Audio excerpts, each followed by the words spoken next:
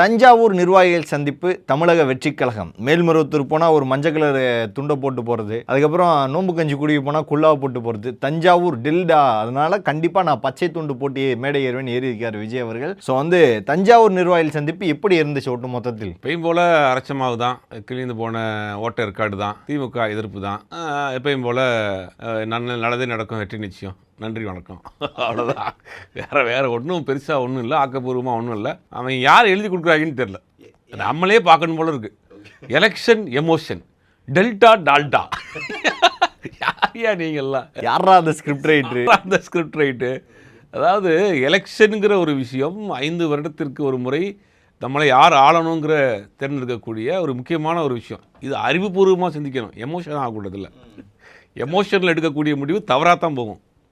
அதனால தான் நம்ம சொல்லுவோம், எமோஷனல் இந்த ஆத்திரக்காரனுக்கு புத்தி மட்டு, நிதானமாக யோசிச்சு முடிவு எடுக்கணும்.